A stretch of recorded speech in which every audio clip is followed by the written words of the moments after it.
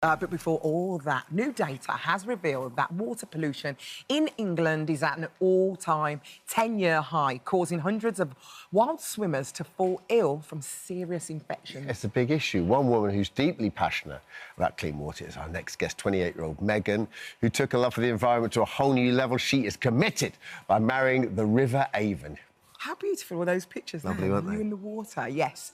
You heard that right. Her one-of-a-kind wedding was complete with a wedding dress, guests and vows. And Megan joins us now to tell us all about it. Hello, Megan. Wish we could have come to this. No, I wish I could have invited you. That would have Wish been we lovely. knew you then. It was wonderful. Looks so nice. So, firstly, you've got your husband with you right here. Here's my darling. There's Avon. There he is. Yeah, a little bit of a River Avon. Tell us about this wedding, because it sounds absolutely beautiful. It was a really magical day. People say it's the best day of their lives, and it definitely was for me. Yeah. Was it the vows that you took? What was it that made everyone so emotional? Well, I'm a writer, so I put a lot of thought into what I wanted to say. There was a film crew that were there. The shots that you just saw were from a documentary film, Ravon for the Avon, of which my wedding is the finale. So we knew that this story was going to keep being told beyond that day. But also, I had an incredible celebrant, a really old family friend of mine that has known my parents for a very long time. And she does funerals, mostly. And this was her first wedding. And she told me afterwards that she has never cried at any ceremony she's done before or since. Aww. But she cried on my wedding day. That's so nice. And it got all of us, you know, looking out into that audience, everyone was weeping. Yeah. I'd never been to a wedding before. And there I was in a dress. You've never been to a wedding before? I'd never been to a wedding. How did you enjoy your own wedding? It was great. You I should loved do it. more weddings. Well, I went to a couple last year and I love weddings. Was it hard to organise? Were you bridezilla at all? I mean, how did the day go? I don't think I was bridezilla. I hope I wasn't. Luckily, I had a lot of support. I've got a lot of very creative friends, you know. The outfit's amazing. The outfit, Stunning. my mum helped me buy this dress from a charity shop. My friends from school, because, you know, I married the Avon, which is the Bristol River. So we wanted to do it in a kind of quirky Bristolian way. Great. Have you taken your husband's name yet? Have you illegally taken the name? I haven't done it legally because the paperwork seemed a bit long. But it's kind of my stage name because since the wedding I've been performing my poems a lot more and getting dressed up for morning telly. And So it's how, nice to have two names. You Sorry know? to interrupt. How are you with him playing away? Well, it's an open relationship. It's an open relationship. It's a very open relationship. So when you see people swimming in there, you're like, hang on a second. I love going to the Get your river. dirty boats out of my man. Luckily, I know I'm green right now, but I don't often get jealous. I love going to the river and seeing lots of people enjoying being near the river. And I've been on tour recently, and I've been swimming in a lot of other rivers. Megan, And I don't think that they're jealous either. you got a lovely vibe about you. You've got such lovely energy. And this came from a really serious place in all, didn't it? Because, I mean, how long have you been wild swimming? And did you grow up around the river? So I grew up in Bristol, and I always thought the Avon was too dangerous to swim in. Inaccessible, muddy, polluted. Bad boy, you said. A bad boy. It's a bad boy. She's married a Yeah, bad boy. my parents said, stay away from that river. Yeah. Dirty bad boy. Yeah. And then I started swimming. Luckily, I've got family that live in Wales and Scotland, so we would swim. I didn't know it was called wild swimming back then. Just swimming, wasn't it? Yeah, was exactly. Just swimming. Same. So I can't really remember when I first started swimming, I've just always been drawn to water. And I think we are all drawn to water in a way, because we're mostly water, aren't Exactly. we? Yes, we are. We're over 50% water, and so's the world. What's lovely is so many people cared. I mean, you got this wedding crowdfunded. I think you raised about £500 of it, spent £1,000 on it. So many people do care about our waterways. I mean, if we look at some of the statistics in 2024, 331 people had to see a doctor, and 79% were reported that the medical professionals had attributed that illness to sewage pollution. It's so sad, isn't it? It's really sad, and it's not just an issue here, you know? I mean, we've got a fully privatised water system in the UK, one of the most expensive ones as well, and the water's still shoddy. And 50% of the world's population, 50% of hospital beds in the world right now are taken up by somebody suffering from an illness related to water contamination. That is an incredible statistic. It causes more deaths every year than all violence, including wars, you know? Water is an essential part of life. And I think just as it's a human right to have access to clean drinking water, I think it's a human right to have access to water that you can also swim Yeah. in and be in, and for it to improve your mental and physical well-being. And it's unbelievable, isn't it, the difference it makes? Yeah, you said you have a relationship with the sea. Yeah. I'm more of a salt guy, Yeah. so, but, you know, I respect the rivers, respect the fresh Would you water. ever consider, you know, a little relationship? I'm married already, Getting but married? I'm definitely cheating on my wife with Hampstead Ponds. All the time. To be fair... Is that not going to sound... She's cool with it, though. She does as well, yeah, so... But go. there is something about being in water. Doesn't matter if it's the winter or the summer. It's just something to sort... You come out and you're like, I'm ready for the day. Yeah, it's transformative. Because you're entering a different element, aren't you? What is the message that you want to get across to people out there who are watching today? So I want to say that there's a lot to be scared about in the world right now, particularly with water pollution. And this campaign, there's a lot to be angry about because, you know, our bills are just going up and up. They Ofwat have given allowance for water companies to raise the bills by 30% every year. So there's a lot to be angry and scared about. But what we wanted to do with the wedding was to focus on love and joy and union and the strength that bringing people together through those joyful moments. Like, we don't have many ceremonies left in our human Western world right now, but we still have weddings. Yeah. Everyone loves a wedding. Yeah. So that's what we wanted to do. We want to give out a message of hope. And there's an empowerment. I think coming out of the water, you feel stronger.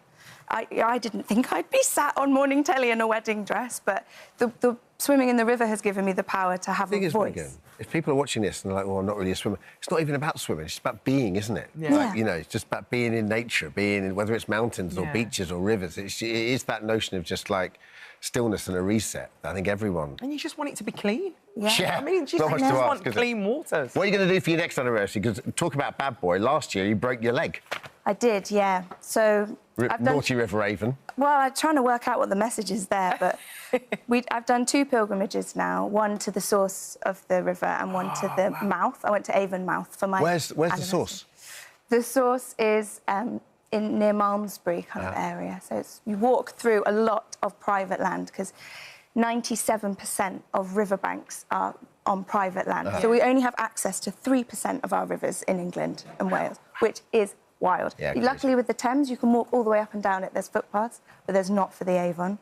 I was trying to go to the river for a swim, and I slipped and I broke my leg. So access is really important. There's Right to Rome is an amazing campaign group, and they've got an event coming up on Sunday, the 27th of this month. And because how are you supposed to build a relationship with something that you don't know? And how do you love something you don't know? And then how do you protect it? So, yeah, we need to work on ways to get to the water and build on this relationship and build this love. Can I just say, the River Avon is very, very lucky. I think that River Avon's punching. Oh, he is. Gorgeous. You know what I mean? But have you met my darling? Yeah, but she's right. I think we're quite well matched. She's right. Thanks, Megan. Yeah, I don't think I'm the first person to have fallen in love with the river, and I don't think I'll be the last, but I really hope that the rivers will still be alive and well in the future. Thank you. That's great. Thank you, Megan. You can see the documentary Rave on the River Avon, independent cinemas across the country. You've been brilliant. Thank you so much. Thank you so much for visiting our This Morning YouTube channel. We upload new content every single day, so go ahead and hit that subscribe button, and we'll see you in the morning. Our first guest today managed to pull off the ultimate illusion and fooled some of the world's greatest magicians. Now then, back in 1991, Sophie Lloyd became the first female member of the Magic Circle, despite only men being allowed to join at the time. The question is, how did she do it? By posing as a man during her audition. Oh, wow. I haven't seen that yet. That's amazing. She managed to keep the Magic Circle fooled until she revealed her true identity and promptly got kicked out. After vanishing without a trace, she disappeared for more than 30 years. Until now, we're delighted to say that Sophie is here to tell her story alongside the first female chair of the Magic Circle, Laura London. Good morning to both of you. It's lovely to have you here. Morning. Sophie, you're a hard person to track down. Yes. You went missing for 30... You didn't strictly go missing, of course, but you went missing for 30 years, and Laura has managed to drag you back in. I mean, Laura, it's an extraordinary story, this now. Oh, you are the first female chair of the Magic Circle. Can you explain, just in case anybody doesn't know, what the Magic Circle is and why it exists? Well, of course. Well, the Magic Circle is a magic society that's been around since 1905. So, in fact, this year we're celebrating 120 years with lots of celebrations and events, which is amazing. I mean, but of course it's changed, it's evolved in all of these, the times that we've had over these decades, to a place now where we have this incredible building in the heart of London where magicians all come together, where every Monday they learn magic and come to see lectures and shows, and you can also come and see events. So it's a really special place. And I mean, it's always been a special place. We've got 1,800 members, with our latest being Sophie Lloyd, of course. And I bet you it's a place where magicians can learn magic and get together and share. But getting into the Magic Circle isn't easy. Really It's tough. still very strict, isn't it? What are the criteria?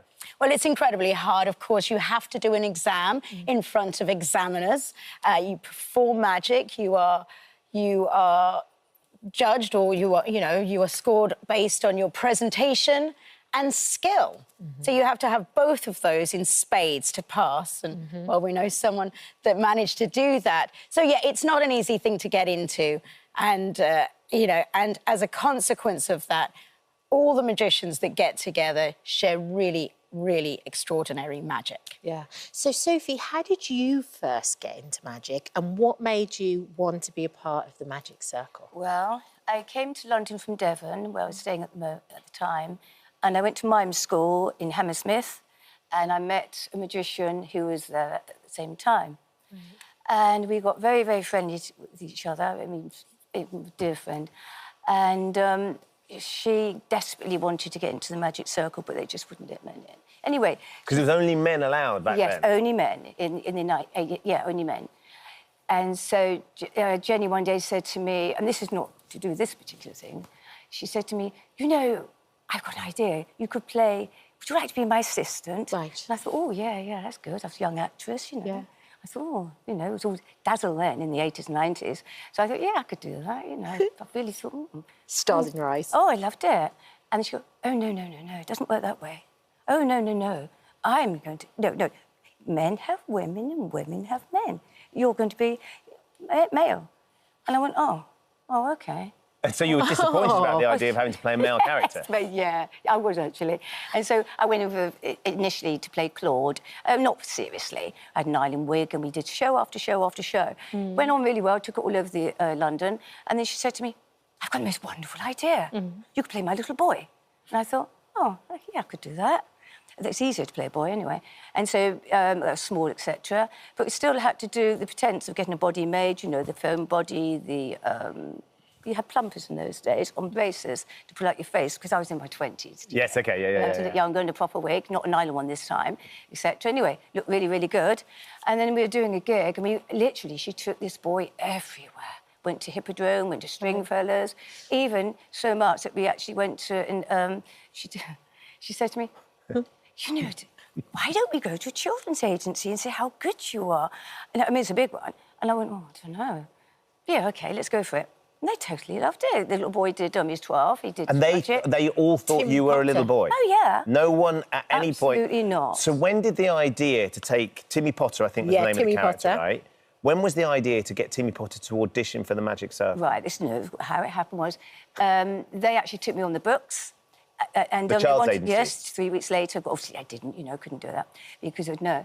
But anyway, and then she was really impressed with that. That was it. She thought, wow, this is brilliant. So we did a gig. I was staying over one night, banged on my door and said, I've got the most amazing idea. She had a lot of amazing ideas, didn't she? And I went, oh, no, not another one. She said, you can play 18. And I said, well, there's no way I play 18. Come on, the voice, etc. No, you don't understand. You never understood anything. And so anyway, we can do this. After a lot of talking, I became Raymond. Oh, so this was the alter ego that then went on to audition for the Magic Circle. Yep. So what did you actually have to do, and how long did you keep the subterfuge up for? This is much more complicated because we took it really quite serious, this one. You know, it took 18 months. We had to completely transform him from a child. You know, back to the wig makers again. And we had an older wig made for an older child. Yes. You know, an 18-year-old for that era. We had to work on his kept the glasses, actually, didn't change it. But the plumpers had to be changed. And they're on braces, a bit of plastic either side, and you put them on it. But this had to be more elongated. So it's significant. I mean, you're not just walking in and you're really going to town on the whole look and the feel. So how did you feel when you auditioned? Because getting into the Magic Circle, as we've just been discussing, is not easy. No, it wasn't. And also we had to have a new body made because it had a more older body and wore gloves. Right. And then To disguise your hands. Yes, with a little boy, you didn't have to do that. Does that make magic trickier, though, because yeah. you've got gloves on? And what about your voice, Sophie? Well, that was it, you see. It was a silent act done to the entertainer, the piano rag music. Of course, yeah, Scott Joplin. Yeah, yes, that's right. I have that as a ringtone on my phone. Still now? Yeah, even now. Don't I? And, yeah, that was much harder. The actual... Jenny taught me for 18 months and she was amazing. It was all Jenny's idea. Yeah. I mean, and I have to say, I'm not, you know, she was a brilliant magician. She worked with many, many She top sounds like magicians. a proper mastermind as well. She does. It was all Jenny's idea, yeah. And we did Jenny did the whole routine. She played my manager that went to the... She was brilliant, actually. It was a 20-minute routine. And we could choose, you could either choose your own venue or you could do it at headquarters. And we thought, no, we do our own venue. And we performed in front of 200 people and 3 examiners. Yes. And it was, it all went well. Wow. And you got in? Yeah. Well... No laryngitis. Oh, yeah. And it all went... We did a lot of sleight of magic and big pyrotechnics, which was my thing at the time. I love pyrotechnics. Couldn't do that now because you couldn't. But at the end, they just wanted us to... I didn't expect this. I just think they said, oh, hello, that was OK, let you know. Oh, no. Jenny said, oh, no, we've got to go out and talk to him. I said, I can't. She said, just do it, only be a few minutes, have a bad throat. And I went, oh, it's really bad throat, I'm really, really sorry about this. Anyway, he brought me a pint. Amazing. And it went on 1 hour and 3/4. Chatting to The him with a bad level of throat. subterfuge. So you've got in, you've fooled them all, which must have been fabulous. But then when eventually they decided they were going to let in women and you explained finally you could reveal the fact you were a woman, what was their reaction? That was disappointing. I mean, I wasn't too bothered, but Jenny was mortified. When she found out that women were actually being let in, she gave them actual... I don't know how she did it. I think it was just a telephone, actually, call. And she said to me the next day, well, that didn't go well. Anyway, we left it because she was so excited. She knew these people. A lot of them were her friends. And she said to them, she thought they were going, oh, you're so clever, Jenny. Yeah, and of all course. this, that, the other. And it was so different. 3 days later, we got a letter to say, right, you're expelled. And she was so upset. Oh. And we went to a convention as me. I never went as me. I wore a blonde wig as Sophie and always went differently. And they snubbed her. But, however, things have changed. Now, we're going back 30 years ago. Yeah. It's so different. Yeah. And now, Laura, things have changed. And now women can be let in. Well, of course, yes, in 1991, they let women in. I was 8 years old when I fell in love with magic, but I'm very grateful to the fact that when I started discovering magic, women were allowed in. So I didn't really know any different. I can't imagine what it was like for someone like Jenny, who couldn't get in, who was going around doing extraordinary magic. Yeah. In fact, Jenny even performed at the headquarters in 1999 for the members on a members' night and got a letter, which I've seen, that says, thank you for such a brilliant show. The members loved it. So, yes, it's changed because I can't imagine what that was like being her. And now, though, we're such an inclusive, different place. I mean, I should say we actually snuck Sophie in before the big reveal on a members' night, and we put her in the corner, and when any members came over, we said, oh, meet our friend Raina. Nobody suspected a thing, which was amazing. Now, of course, it's very different. Everyone knows who she is. And in she's fact, back where she should be. yesterday we took her to a members' night, and she was there as a full member of the Magic Circle. The star of the show. It was amazing. Yeah. Well, look, thank you both for joining us. You're going to do a trick for us. We've run out of time a little bit, so what we're going to do is we're going to record the trick in the break, and then we'll put that on the app so you can see the trick that we were going to have here. But unfortunately, because it's such an incredible story, and we've told it so beautifully, we've run out of time. But thank you so much for coming in. Oh, Thank you. It's absolutely fine. It's a pleasure. Thrilled that you're see back in where you should be as Thank well. you. It's really lovely. Thank you. And we'll try and dig out and put it on the app your original appearance on This Morning. All those Yes, years that'd be ago as well. wonderful. That'd be really lovely. Yeah. Thanks for coming in. Thank you for having us. Hello. Thanks, ladies. Thank you for visiting our This Morning YouTube channel. We upload tons of new content every single day. So hit the subscribe button, like all the videos, and don't miss out. We'll see you in the morning. And then being told that you've got a big mouth isn't necessarily always a compliment, is it? No, not necessarily. Unless it's the title you've always dreamed of. Well, for Marie Pearl Zelma Robinson, the moment she'd been waiting for finally came this year when she was crowned with the Guinness World Record for the world's largest mouth gape for a female. Look at that, that's 5 That's Jenga a bricks. mouth gape. A mouth gape. That's a technical term. It's a decent-sized hole, isn't it? It doesn't only look impressive, but she can fit all sorts of things in there, which we're going to try and put to the test in a moment. Marie joins us live from her home in Alaska. Marie, thank you so much for staying up to talk to us. Good morning. Good morning. Firstly, very early for me. Very early for you, yeah, very early. Firstly, congratulations on becoming a Guinness World Record holder. It is quite something. Can you tell us a little bit about how you came to be named as having the biggest female mouth gape? How did you realise that this was a skill that you had that could necessarily be a world-breaking skill? It's one of those things where you've always had it and you never knew you had it. So as a kid, I used to, put things in my mouth all the time because I had lots of siblings, 3 older brothers, 3 younger sisters. You do a lot of crazy stuff. And then I just kind of forgot about it. And I used it once to impress a guy. We'd played some perfect Jenga games. So I stacked some Jenga blocks and said, see how much I can fit in. And then I forgot for like 20-ish years. And I keep track of the Guinness World Records. And all of a sudden, I knew that the guy had a record. I always was impressed by it. I was like, oh, I can never beat that guy. But then they came up with one for a girl. And she was actually going for a width. And they just happened to measure her height as well. And then I was like, I think I can beat that height. And so, sorry, mosquitoes, Alaska. So I got a measuring device and I tested it with a dollar bill because that's 2.5 inches high, which was her record. And then I went on to, go to my dentist and they measured it. And then the process went on from there until I could prove it and got myself a Guinness record. So this is essentially your mouth gape here. It's the height that you can... 3 inches. Yeah. We've measured it very, very carefully to make sure it does, Marie, match exactly the gape that you possess. Yes, then that would be accurate. That looks about right. So you can put all sorts of things into your mouth to prove this, can't you?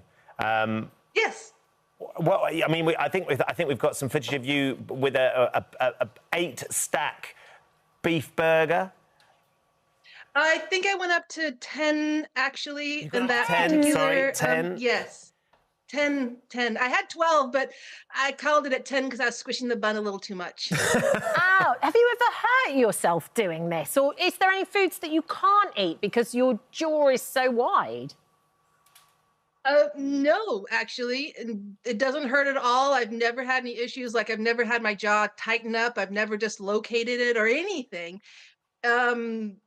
I haven't really thought about not being able to eat particular foods because it's never come up as an issue. The biggest issue I have is actually closing my mouth because my teeth don't come together. So pizza and, biting through sandwiches is sometimes kind of hard. Ah, OK. I think I'm right in saying, Marie, that you've got a few items there so you can show us live the world's biggest mouth gape in action. What are you gonna show us first? Well, you got some stuff on the table there. Yeah. Is there anything in particular you would like to see? Well, shall we start small? Yeah, let's start. Shall we go from small to large? Big, yeah, OK. So the smallest thing I think we've got is a small satsuma, an orange. Mandarin orange. OK, so this is... So we should point out as well, our lawyers have asked us to explain to everybody at home, please don't try this at home. But our producer said if you could just stick one of those in your mouth, quick, sharp, that's what they said to us. try to bite it sideways. That's not a problem for most people. Yeah. But turning it Oh my, there you go. wide, I but just, turning it top to bottom too. I couldn't find you more attractive. Okay, so we're not too bad. Oh, you've got it all. Yours has disappeared. I don't know if you've got reverse vision there, Marie, because Kat also. Yours has got. Careful, Yeah, don't see? choke. So that's good. That's okay. a common one. Let's go. So that's a common one. So then we're going to That's move. quite We're going to nice. move on to the apple.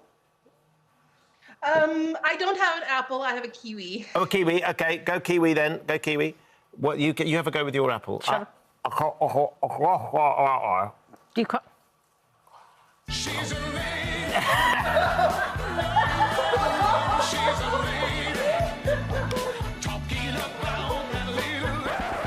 Miss Bentley. I said it before. She's not as expensive as she looks. Everybody wants to try the fruit. It's a common first attempt. Safe. Safe, very safe. Right.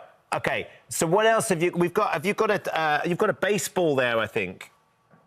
Yes, I do. A You've little got bit baseball. harder now. Right, so- Baseball Yeah. measures closer to 3 inches. These are getting close to your I can't world do that, record. I don't Have you? Right. Let's see if before you do it, Marie Cat, see if you can get it in because I. Don't hurt your teeth. No. That's not going in. No. I think we've hit your limit. Just under 3 inches. Right then, Marie, I almost got my buns off.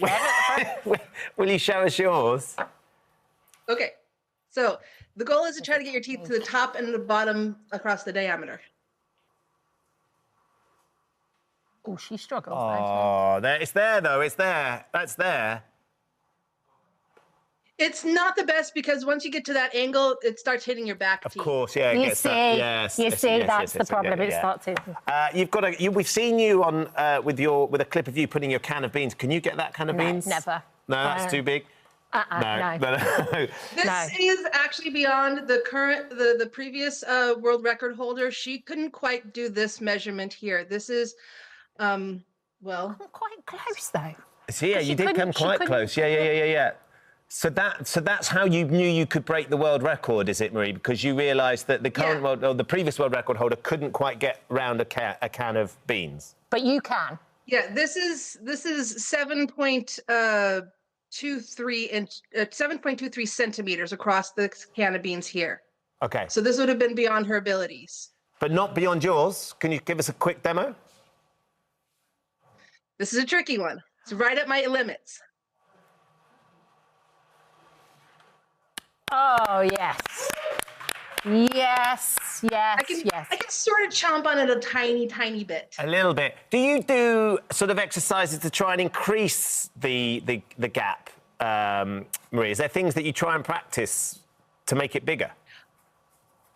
Mostly just yawning when I drive around because I have a courier business. I tend to practice stretching my mouth and, just while I'm out and about. It's mostly about when you're opening your mouth, making sure your tongue isn't being pulled back. Okay, so keep your tongue forward. Positioning and holding it steady. That's the hardest part, is holding it steady. Yeah, that's the most intense. Now, we've got some biscuits here that are very sort of native to the UK, I think, wagon wheels. I don't know if you have wagon wheels in America. Have you seen these chocolate biscuits? No. It kind of looks like a moon pie. Yes, a little bit like that. Moon pie. A little bit like that, Yeah. right? You all know moon pie. Yeah. Well, famously, Kat Deely here, the ever beautiful and talented young lady that she is, Graceful, put delicate 3 of these little in your flower. mouth a few years back. Look how little I am there. In the presence of Jerry Springer, who, look, I mean, that's there. I mean, it's not bad, is it? I'm not a professional. I mean, there's not many things that can shock Jerry Springer, but your abilities with Bring wagon on the wheels. horse! Right, are we going to try and recreate this? Marie, we're going to try and see if we can get Kat to recreate, Let's see. in your honour, Marie, to see if she can get these 3 wagon wheels in her mouth. It's a few years since you did this. OK. You did have your little I'm Geordie really friends with you. hoping that these haven't got bigger over time. I think a shrinkflation, they've got smaller, you'll be fine. OK, here we go, Yeah. ladies and gentlemen. Is there a drum roll on this?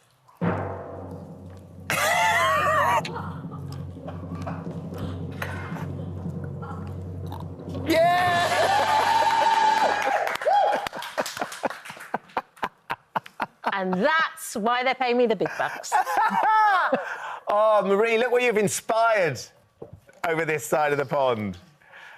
Do you think Kat's I'm impressed, I think, do you think Kat's got some form? She could get there one day. She could match your mouth gape. With a bit of practice, But you just really have to hold that open really hard. Marie, do people spot you in the street and ask for pictures and stuff now that you're a Guinness World Record holder? Generally it's mostly just congratulations because I'm already known about town. I live in, small island in the middle of nowhere in Alaska. So, everybody already knows me to begin with for the most part, but it has made people a lot more comfortable when when they see me passing by on the street, that's an automatic familiarity with somebody who, something about me. Ha ha.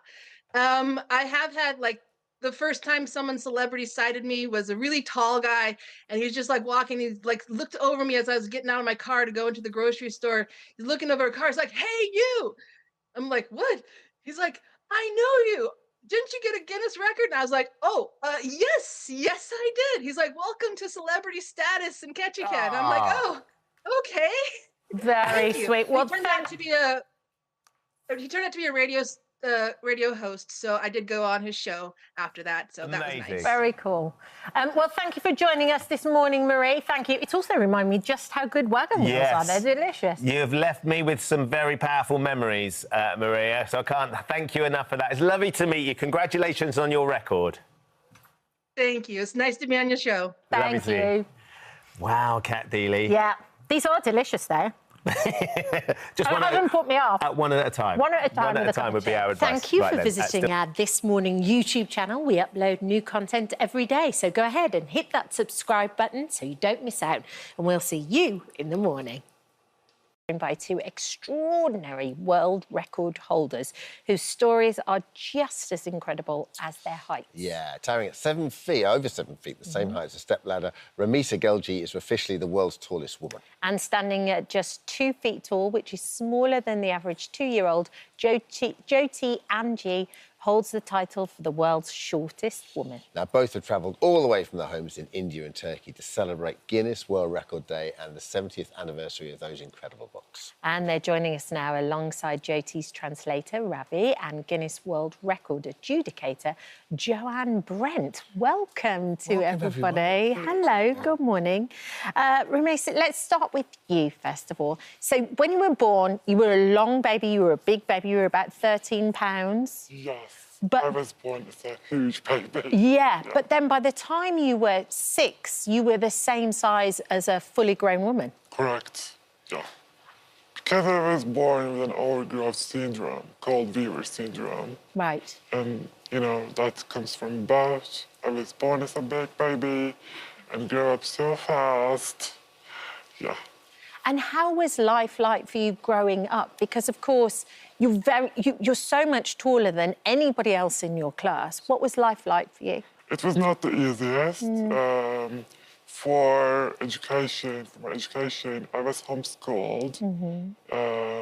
For elementary school and middle school, as well as high school.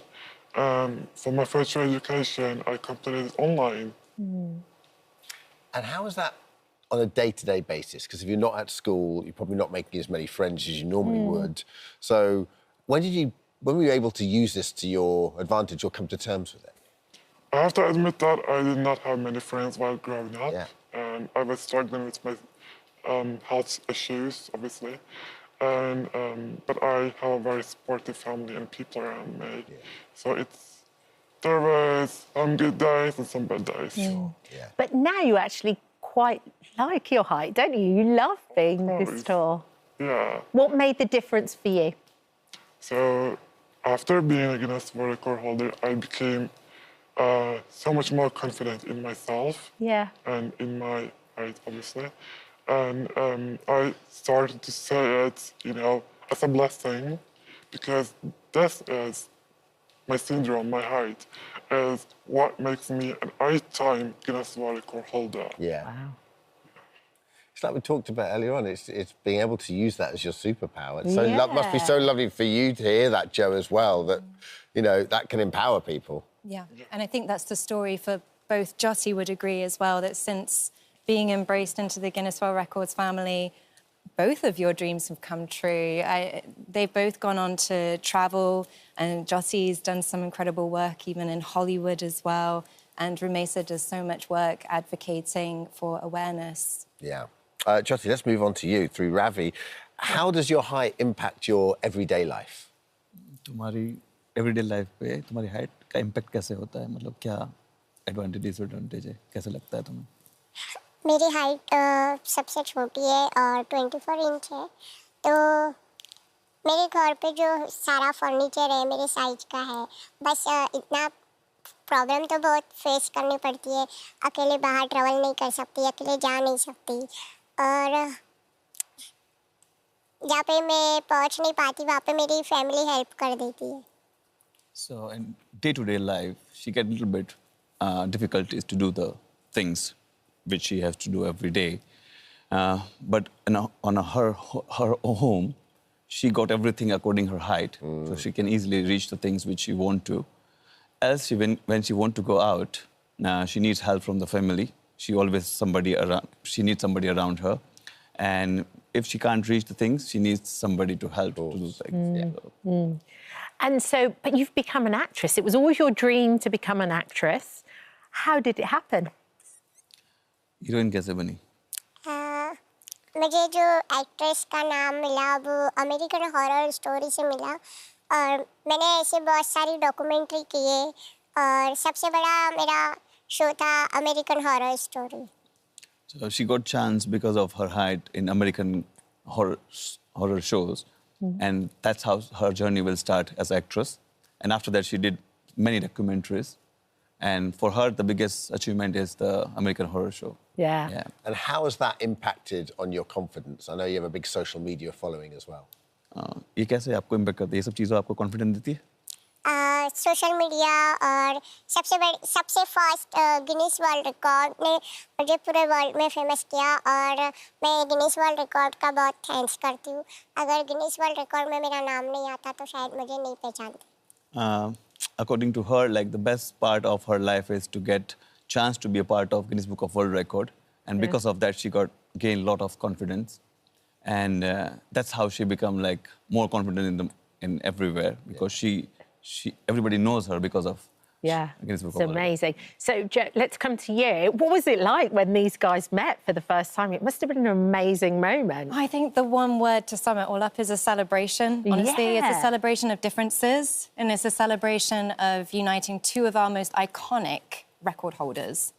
I mean, at Guinness World Records, we have our Guinness World Records icons who are historical record holders in their own right, but they also embody the values of everything that we value at Guinness World Records. So thank you for being such great ambassadors for record breaking, the integrity you have, the respect, the passion, the fun, and of course, very important, inclusiveness. Yeah. Rumesa, what was it like the moment when you guys met?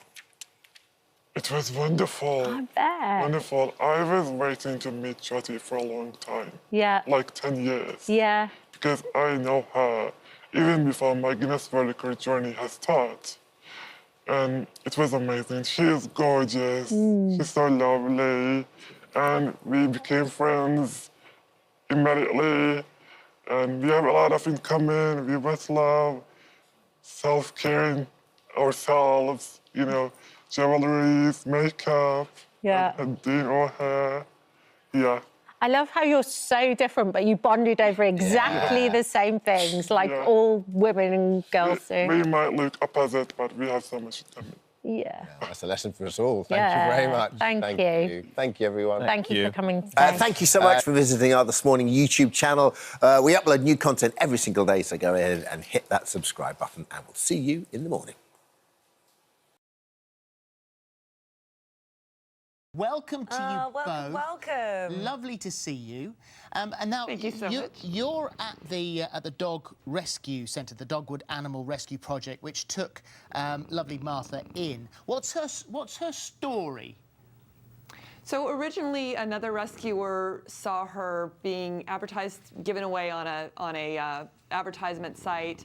Saw the condition of her eyes at that time, which was pretty horrific. They were very infected, some chronic health problems.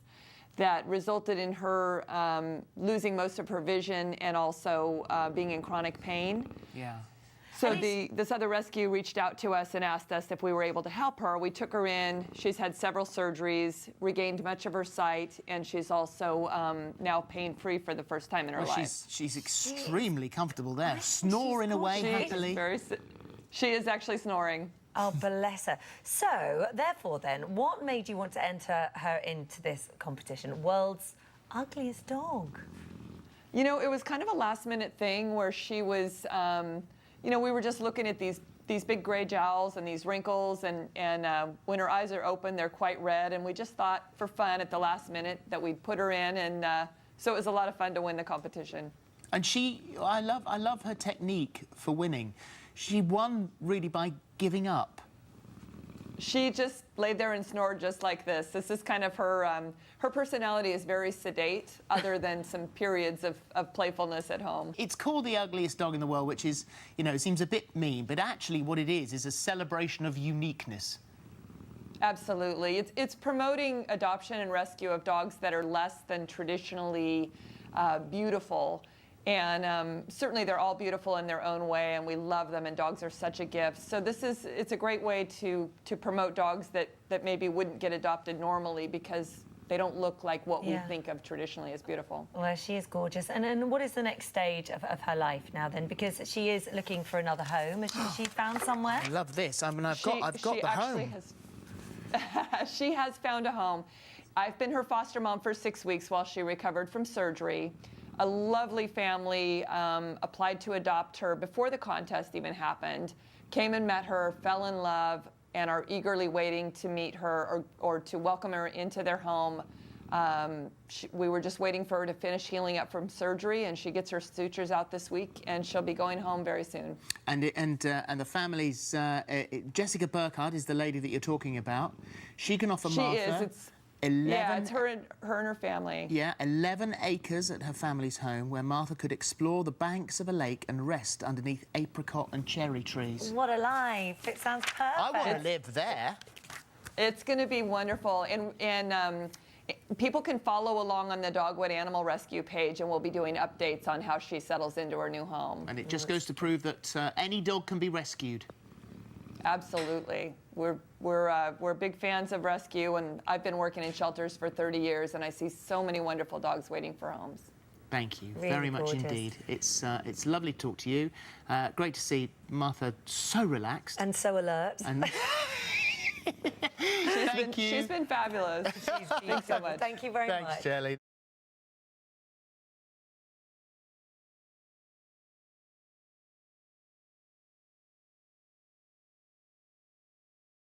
Be enough to tame the two Yorkshire pudding monsters who have risen from their plates at the Saxon King pub in Southend. We are about to find out.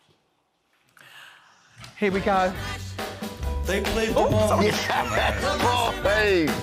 It was a great Okay, guys. Hi there. Can you see? Yeah. Let me bring you round. Hey, darling. Oh, you're very greasy, aren't you? Come over here. Greasy and sweet. There you go, darling. There's a little seat there if you want to sit down. You can take your masks off. Are you okay? Take your masks off. Guys, looking Oh, good. wonderful. Hey. Oh, it's my goodness. Babylon, James Pally and his son Aaron. Hey, guys. Well done, lads. Thank you so much for doing that. Look at this. So much work has gone into this. How long does it take to make these outfits then, James? How long would it take? Hours. Really? When did you start doing it, James? Well, started off, God, what would it be, 4 o'clock Saturday morning. Oh, as in for this iteration, it's 4 o'clock Yeah, Saturday morning? but we had a bit of an issue last night because we put the last bits out to dry and the foxes got them. Oh, the fox is gone. So these are still a bit sticky and not quite set. So I see on your shirt. Can I just say, Fox is having a field day. You've literally left a Oh, we've left trail, a trail. of Yorkshire pudding It's Hansel and Gretel. right behind It's you. Hansel and Gretel. We need to get the foxes in here. Yeah. So where did the idea come from? Where's the origins of your Yorkshire pudding life? Oh, 10 years ago. Aaron's older brother, we had loaves left over one day. So we'd always sort of joked about he'd be running around with a cape on. So we said, oh, we'll turn it into a superhero. Oh, that's so nice. So we did. How much fun do you have doing this? It's a lot of fun, but it's also a lot of work. But it's like cool to like dress up in all of it and Is it quite hot in there as well? No, it's actually quite cold. Is it? It's really cold. His body's going into shock. There's so much sugar on him. So once you've made it, how long does it roughly, can it last for? It's coated with lacquer and PVA and glued on with gummy bears. So One last night, I'm driving around Essex buying up as many gummy bears as we have to find to redo it after the fox has got. So are you going to use this for Halloween then? Yeah. This outfit? 1 million. It's going to get 1 million. Is that what you do every year? Is that what it's for? It's a Halloween thing? Yeah. That's so nice. Costume. So how does it go down in the pub? Does the regulars love it? It's everybody. We had a message from Sweden from a girl that I went to America with years ago when I came to America, and it's gone to Sweden, and she said that her daughter wants to dress up as a pudding at Halloween. Thanks very much. What's the best thing? Do you like Yorkshire puddings, Aaron? I love Yorkshire puddings. I do as well. Are you up for trying some of our Yorkshire puddings here? Yes. They look Because scrumptious. so I've made one set of Yorkshire puddings, and so has Dermot. And you are actually judging these on... What are you judging them on? You're judging them on taste, texture and rise, I think. And rise. So have a little bit of a taste as you're sitting here. We'll carry on talking to you. But should we put your head down? Okay, yeah. All right, let's put your head down on the floor. There you go. There you go. Have a little taste and just decide which one. You need one of each. One of each. So there's that one and that one. Ooh. There you go. There you go. And you so get let's involved. look at. So you're judging them on taste, rise. Texture. So rise first. Probably this one's more. That one. Oh no! There's not much rising going on there. Oh, which one did you? Where's the other one? Oh, it's there. I this couldn't one. You need reach this it. one. Yeah. Which one are you going to go for? Rise. This one. Far one. Okay, that's Oh yeah, mine, isn't it? interesting. Yeah. Okay, then That's texture. Dermot's. Especially you have to break them up to texture. This one. They're very doughy. Oh, This gosh. one's softer though. I like this one. Texture. That one. Oh, That Dermot's you've won on texturing. Yeah. But here's Rise. the test. Here's the test, though. Taste. It's all about the taste, though, isn't it? Taste. Go on, taste mine first. Yeah, have a taste. Do you want some salt? Got a little bit of fat is salt. falling off you as we go. Oh yeah. Bit of dripping bit of coming salt. through. Beef dripping in there. Yeah, a bit. Yeah, a bit of beef yeah. dripping. Okay. Get this one in. What about Dermot's? What's he like? Have a little try of Dermot's. Don't you like mine? Just stick these on. Is it no good? Is it not? No. I think he does. He's choking on my one. Yours. I don't think he likes I've got mine. no moisture left in my mouth after eating that. No good. I think who's won? Is it Dermot or Alison? Oh, Dermot, you've won. Take a bow. Absolutely. Oh, you've got a trophy. I'm so jealous. What would you like to say? Well, I'd like to thank the boys first and foremost. But I love the fact you're still eating it. That's so impressive. I like Alison. But turn it up. I know you've got a big week ahead of you. But They're TikTok stars now. we're dedicating this to you. Oh. That is where this has come from, right? You put this on TikTok. What happened? It just went crazy. My long-suffering wife said, pop it on. I apologise, darling, for the hassle that these Yorkshires have been for the last few weeks. We literally popped it on with my 22 followers. Right. I'd only got it to see the rubbish that they sent me. And it went crazy. It went crazy. By the end of the next day, it was on 100,000. It's on 3 million. Did someone pick it up and repost it or something like that? Yeah, thousands and thousands and thousands And then of them. supermarkets and brands Yeah, got in touch yeah, as well. yeah. So what's happening? Is your life just taking off? It's just crazy. Well, that means you have to be in this outfit all the time. And can I just say, Aaron has eaten all of my Yorkshire pudding, even though I didn't win. He's eating all of everyone's Yorkshire pudding. Oh, he's putting your one on the side. Thank you, Aaron. Brilliant. He's on the costume on way out. But you're not sick of Yorkshire puddings then? You still eat never them sick of on your Yorkshire roast pudding. dinner and Yeah. everything? Oh, Never be sick of it. Thank you, James. Now Thank you, go Aaron. and get out of this. You can go and get out your outfit. Thank you so Well done, much. boys. Thank you so much for visiting our This Morning YouTube channel. We upload new content every single day, so go ahead and hit that subscribe button, and we'll see you in the morning. Now, 15 years ago, our next guest hit rock bottom and was struggling to find a way out. Today, she's a self-help superstar and the most listened-to woman in the world. She has more than 21 million followers on social media, A-list fans like Oprah, the Kardashians. Mel Robbins is one of this century's most influential voices. But how exactly has she managed to not only help herself, but give people all around the world the tools to change their own lives for the better? Well, it all comes down to two very simple words. Let them. Let them. Just let them. You're just going to say let them. Let them. Let them. Let them. When I say let them, I get a jolt of superiority. And this is why people get this tattooed on their bodies. By far, just one of the best self-help books I've ever read. This is what you can't control. This little dab right here, that's you. I love what you said about being present. It helps you feel the way that you want to feel. I've spent my entire life being the fixer. It is possible to be somebody that helps everybody else without losing who you are. In life, there are always three things I can control: what you think, what you do or don't do, how you process your emotions. The more you let other people be themselves, the better your relationships become. I hope you know just how meaningful you taking the time to be here. And I just want to say thank you so much. It's meant the world to me. Wow, and the incredible Mel Robbins joins us now. Good morning, Mel. Good morning. Lovely to meet you. We were just talking before, and we were saying about where you came from and how you developed this idea and how you learned the hard way. Oh, my gosh. I don't know what it is about me, but I have to learn things the hard way. And all of the success that you see now, even watching that tape package, I'm like, who is that? And I'm like, oh my gosh, it's me. I think one of the reasons why I'm really connecting and resonating with people is this also happened later in life. Yes. So for those folks that don't know, when I was 41 years old, my husband's restaurant business started going under, and we, like complete morons, had secured the entire thing with our life savings, our house. And so we've got 3 kids under the age of 10. We find ourselves, in US dollars, it was $800,000 in debt. In pounds, it was $600,000 in debt. Liens hit the house. Like, we couldn't pay our bills. I had lost my job, and I found myself lying in bed every morning, unable to get out of bed, because I would just lay there and stare at the ceiling and think, I've completely ruined my life. And what happens in life is that I think there are people that are positively motivated, but if you're a normal human being, there comes a time where you get so sick of your own pain and excuses that pain makes you hit something solid inside yourself. And what happened for me is I just realized nobody's going to come and fix this situation. If I want things to get better, I have to figure out how to force myself out of this bed and start doing the little things every day that you know you need to do, but you don't feel like doing. And that's how all of this began.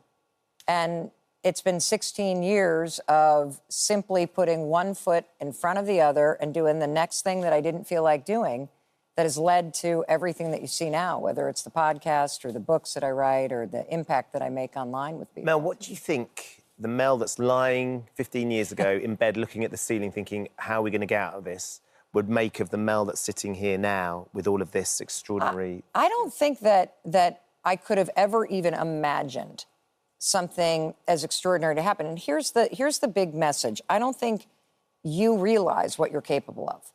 And the mistake that you make is probably the same mistake I was making. You are waiting to feel ready. You are waiting to feel motivated. You're waiting to feel like you have it perfect. You're waiting for the right time. And I'm here to tell you, all of that waiting is what's ruining your life. Motivation is complete garbage. Complete and utter rubbish, as you would say, because it is never there when you need it. I mean, if motivation were easy, we'd all have $1 million and six-pack abs. We'd all be living our dream life.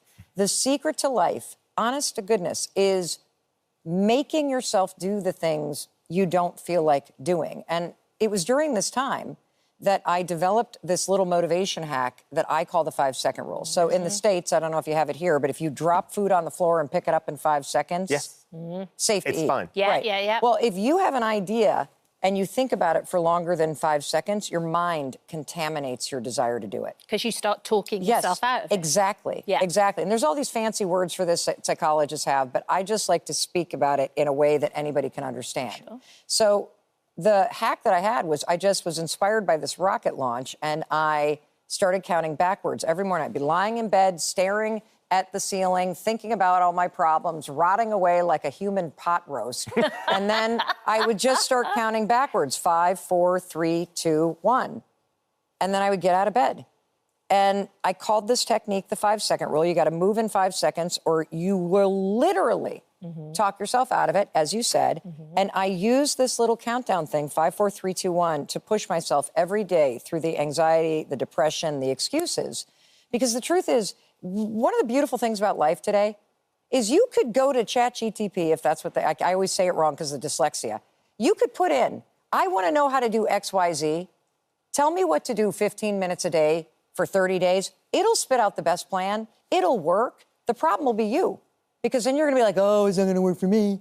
And it's always you against you. And so that's how things began 16 years ago. I just wanted to get out of bed. I just wanted to get the kids on the bus. I just wanted to start paying my bills. I just wanted to stop screaming at my husband. And I think we all know what we need to do, but we're waiting to feel ready to do it. And that's the trap. But I think also, Mel, what you do so brilliantly is you make it so simple and so bite-sized. You don't kind of cloud it with more kind of sophisticated words, and you don't make it difficult. Life is difficult enough. It's like when you talk about your phone. I made the switch last night. I put an alarm clock by my bed instead of the phone because the phone is a big thing. Well, tell everybody what the thing is about. So the phone. the minute the alarm goes off, you pick up the phone and then you start scrolling. Yes. And all of a sudden you're horizontal and instantaneously, there are thousands of people in your room with you, telling you, feeding you information. The world's problems are on your shoulders. Yep.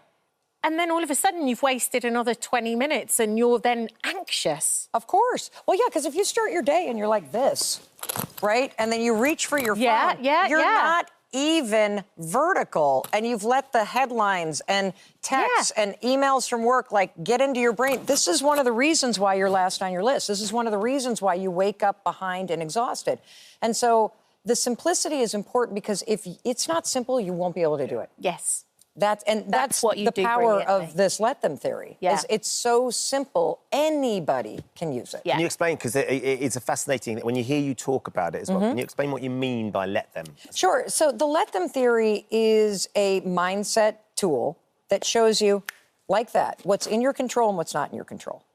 And it's so simple to use.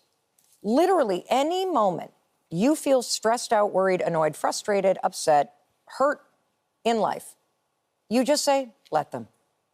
That's it. That's it. You don't even need to buy the book. That's it. And I'm not sure your publishers are thinking that. Here's the thing. I want people to use it. Yeah. That's why I care so much about this, because we live in a moment in time where there's so much out of your control, whether you're worried about AI or you're worried about the headlines or you're worried about somebody in your life or you're worried about your job or you're stressed out about your kids. There is a better way to go through life, because all that stuff out there, yes, it's real.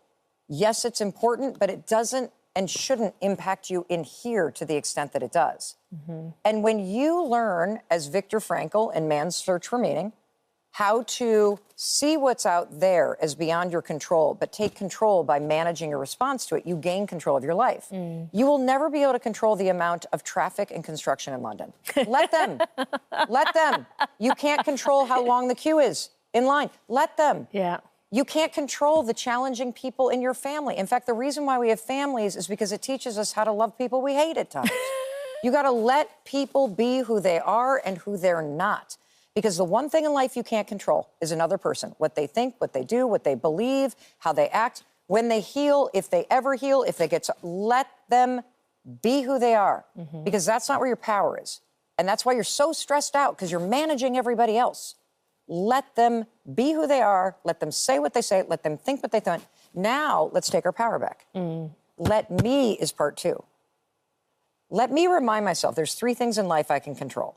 I control what I think about this. I control what I do and don't do. I control how I respond to my feelings. And what this taught me is for the first 54 years of my life, I was living it in reverse. I was giving all my time and energy to managing everybody else. I put more weight into other people's opinions. I was navigating my day at work based on my boss's mood. There's an easier way. Let them. Stop managing everybody else and take the power back. And what you'll recognize is you have no idea how often you allow the world to stress you out. And that's why you're tired. That's why you have no energy. When you protect your time and energy from all this meaningless stuff and from things you can't control, you get your time and energy back. It's crazy simple. It is simple, and hearing you say it is really compelling and very simple. Brilliant. Thrilled that you're sticking around because you're going to be taking some phone calls from our viewers, aren't you? Oh, great. To Yeah, offer them some great. help as well, because I think that's going to be really pertinent. Yeah, for sure. Mel's new book, The Let Them Theory, is out now. Thank you, Mel. as I was Look saying, forward to that. thank Thank you you for for sticking visiting around. our This Morning YouTube channel. We upload new content every day, so go ahead and hit that subscribe button so you don't miss out. And we'll see you in the morning.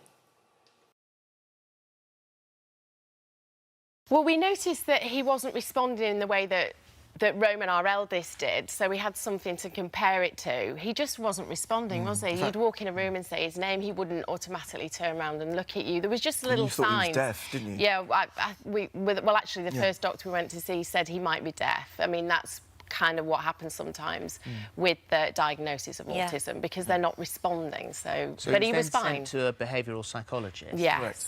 And the news, when you were told that that he could be autistic, it was the way in which you were told that you thought was brutal. Well, I mean, it was pretty direct. I mean, I like to know what's going on anyway, but it was a shock. And also, back then, we didn't really know what it meant. It wasn't talked about as much as it is now. And the only reference we had was sort of Rain Man, the movie. I mean, it really was that basic and understanding. I know what you're getting. It's the language. It was because I'm back then afraid Yeah, to I'm tell afraid you. to tell you your son is autistic.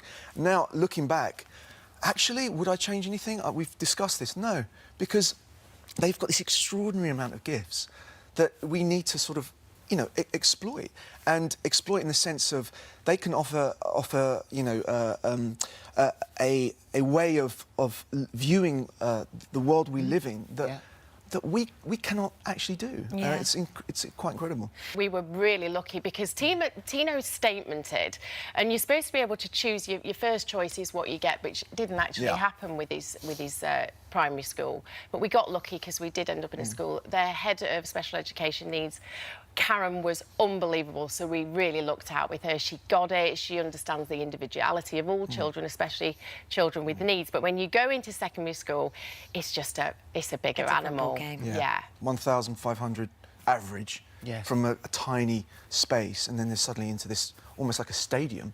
It feels to them. And it's very difficult for the schools because they need the resources to be able to attend to the needs of children who might need, you know, something else, whether it's care in the playground or perhaps protection from bullying or something like that. It does make it very difficult because we've discussed so many times on here, autism is a very wide sliding scale. Yeah, and he's considered high functioning.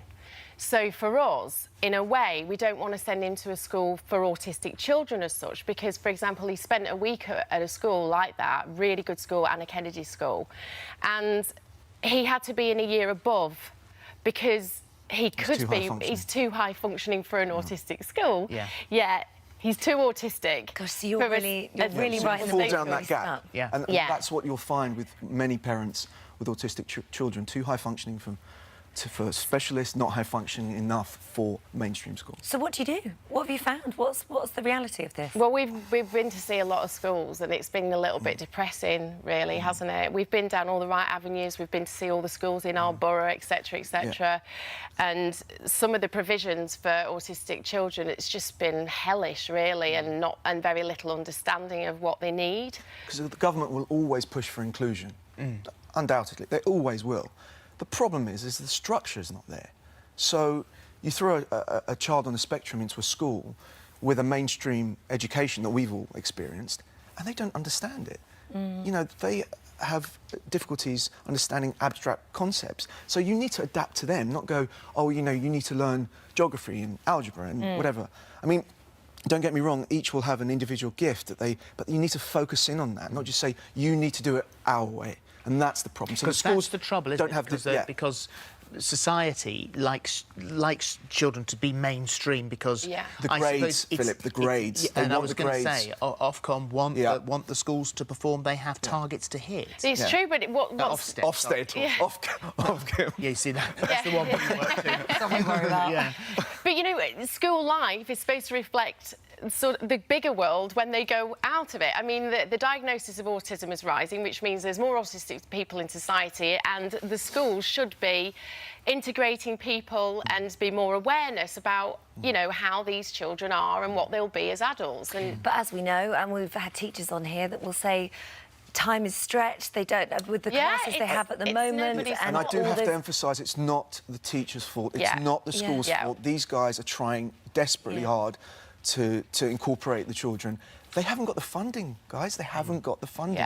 They need the resources. And there's so much government waste. We all know that they could get the resources, but it's priorities, and they're not prioritised, unfortunately. And the reason you're doing this, and the reason you want to talk about this, is because, A, you have a platform sitting here, and B, there are hundreds of parents who are in the same situation. We went to the autism show last year, and the amount of parents that were coming up to us. The queue of people. 15 schools they'd gone to, 15 different schools, explored different boroughs, desperate, saying, you know, why can't our children be included? You considered home ed? Yeah, we did. And the only reason I didn't go for it is because I want him to be social. I know his natural feel for that is that he doesn't really want to be social with anybody, but I do want him to be with other children. There's another fundamental problem with home education. The local authority will take away the child's statement and therefore the money. So now the parent has got the pressure of home educating and the financial pressure of home educating. It's insane. You're also very fortunate in the fact that that you're not together anymore, but you still work together as a partnership when it comes to We're passionate about being parents. We have complete solidarity on parenting. I mean, occasionally we've had a difference of opinion, but mainly we're fighting for Tino, aren't we? Yeah, absolutely. Parents should always get rid of their differences for their children. Because it's all ego and nonsense. So you should always fight hard. And I'm, you know, like Mel said, we're so passionate about it. And I honestly believe that, you know, for a society to call itself civilised, you have to show that you can take care of the most vulnerable in that society. If you can't, don't bother calling yourself a civilised society. Don't bother. And we're failing here. Because it's not just about autistic children. We're talking about recently cuts to disabled, you know, individuals, you know, dyslexic children, you know, other sensory needs that children have. It's a vast area that needs to be funded. Well, thank you, guys. Thank you. It's lovely to see you both. It's nice to see you both. Thank you. For more of the same, just click here. Probably having to put my leg on every day, or like waking up and having to use crutches just to go to the bathroom or into kitchen. I think that's probably what I find hardest. But your average police department, despite that in the United States, is something like 5 officers. Right, yeah. And you know, they might, you know, you might live in Beckenham in South London. Well, Beckenham would have a separate police department to Croydon Police Department. Of course. They'd have different rules of engagement. They will have different firearms. They'll have different training. They'll have different budgets.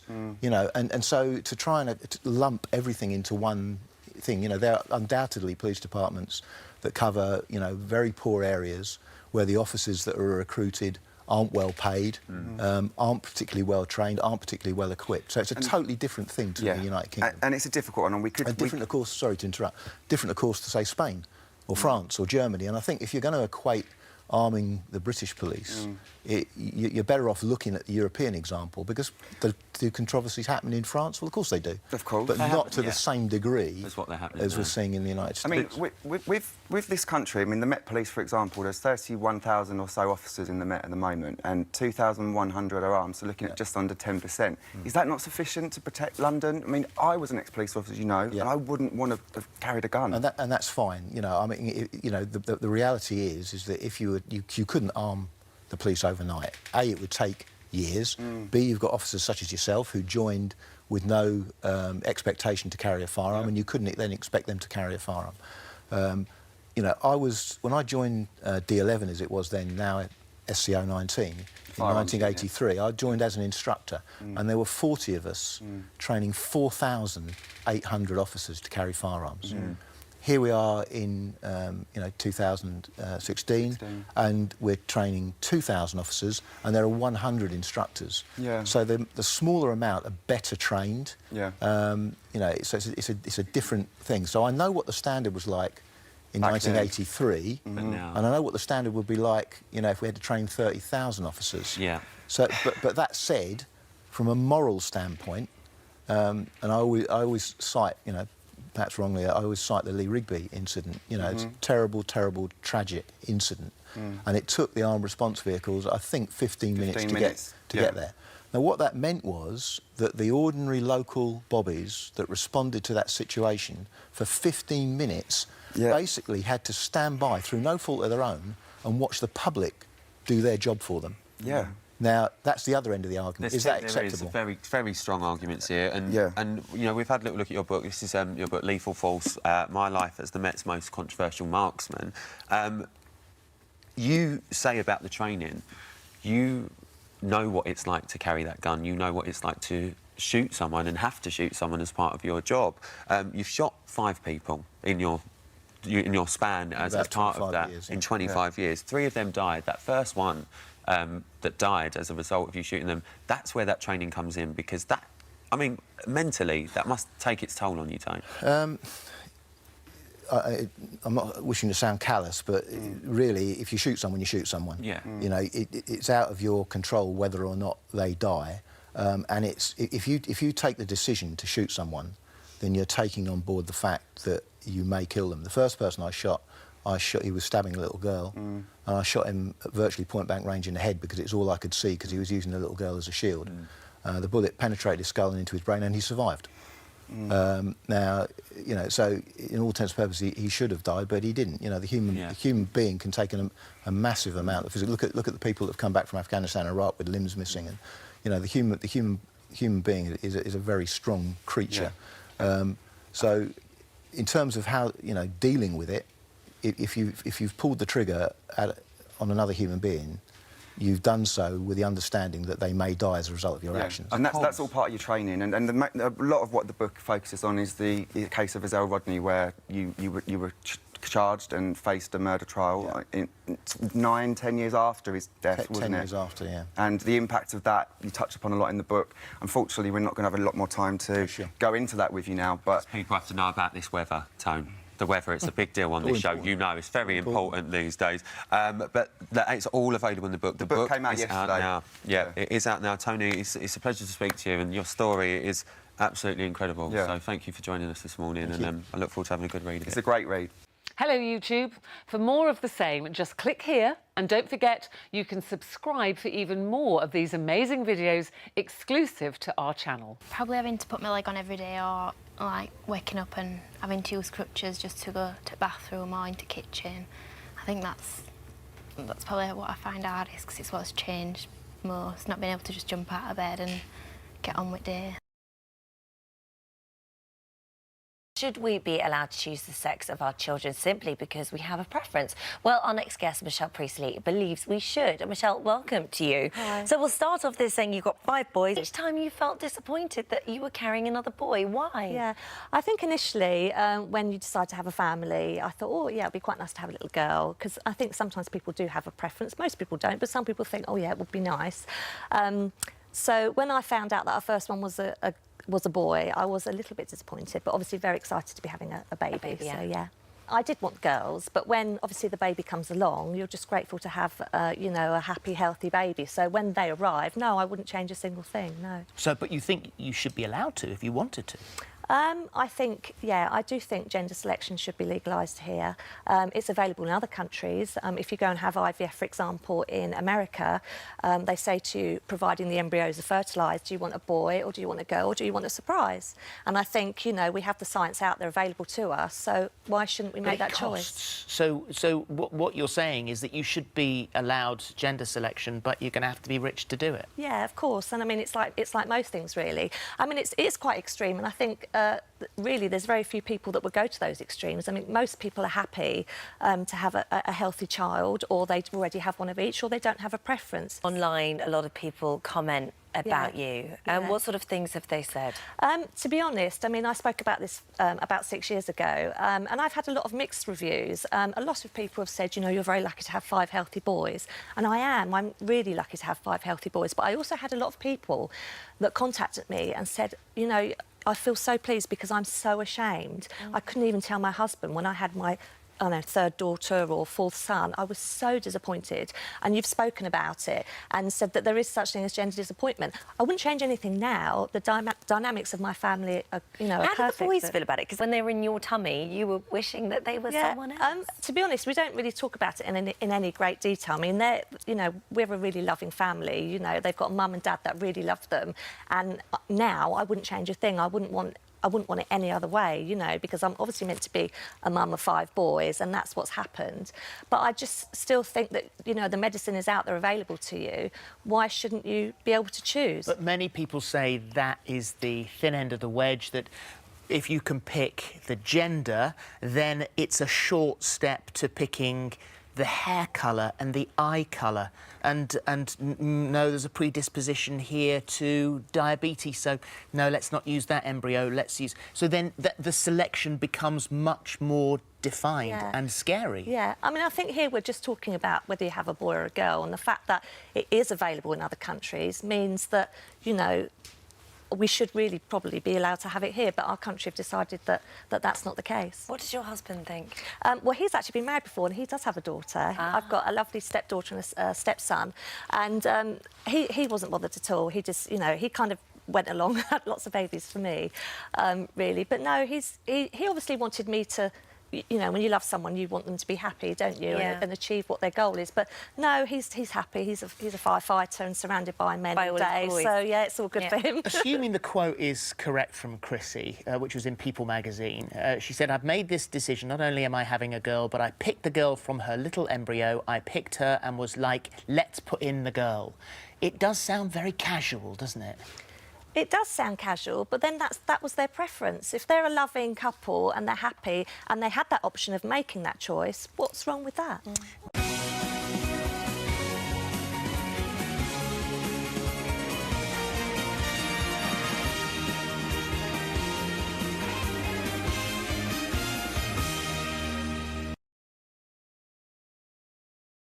For you, Mike, you've been on the edge of this your entire life, haven't you? I mean, started singing at the age of 11, you won a talent competition, got signed between the ages of 15 and 18, but it never quite happened for you. It must have been so frustrating. For sure. For sure, but, you know, you have to keep going. Mike, talk us through how you eventually came to be singing as a busker on the subway. What was it that brought you to that moment, and how you've engaged with the public? Because we've had so many messages already, and someone's just tweeted in saying, I wonder how many people have forgotten to get on the subway and get on their trains because they've been listening to you. Yeah. For sure. Well, like I said, a friend of mine was, he's deceased now, but he was already playing in the subway. I was working for the Department of Parks. And he asked me how much I make a day. He said, if you come with me just one day, you'll quit your job. And that's what happened. And so you've been singing on the subway for many, many years, but it's not been easy for you. You've had some tough times down there. You've had money stolen, you've been threatened, you've even been stabbed. What makes you still keep going back? What happens is, no matter what goes on, you still have to pay your bills. So, plus, you know, you bring joy to people, so there's nothing was gonna stop me. In other words, you always keep your dream alive. You're going to sing a little bit for us. Is that right, Mike? Will you give us a little bit of Change Is Gonna Come? For sure. Yeah, go for it. I was born by the river in a little tent. Oh, just like the river I've been running ever since. It's been a long time coming, but I know a change gonna come. Oh, it's so good. It's so good because you feel it. It's so emotional when you sing. Lots of people want to buy your records. They want to hear you play. Have you got yourself a record deal yet? Has anybody signed you or snapped you up? Nobody signed me yet, but I would like to support. We did Unchained Melody. It's on iTunes. You know, everybody can purchase it to support Mike Young. Yes, I think there'll be a lot of supporters of Mike Young. But how amazing! So and you we're actually gonna do go on. Unchained Melody. I mean, we did Unchained Melody. We're gonna do Change Is Gonna Come, it should be released. We might have a lady president. There's a new year coming in. Yeah. So a change is definitely going to come. It definitely is going to come. It's really, really lovely to meet you and talk to you. And we just wish you the best of luck. And I hope that this is the break that you've been looking for all these years, because you certainly deserve it. For sure. Well, you have to know everything's up to God. Oh. So, you know, as long as I wake up in the morning and I can sing, hey, I don't ask for too much. And you've still got that million-watt smile as well, Mike. Don't lose that, because that's just sensational too. Thank you so much for joining us. Thank you. What time is it over there now, Mike? It's almost 6. It's like 5:45. And you sound like that at and that time of morning. Always sounding good. Mike Young never sounds bad. There you go, Mike. You need to get yourself down to the subway soon. I'm sure you've got a shift coming. Great to see you. See you. Bye, Mike. Bye. If you enjoyed that, there's more of the same right here. And make sure you subscribe so that you never miss the best moments from this morning.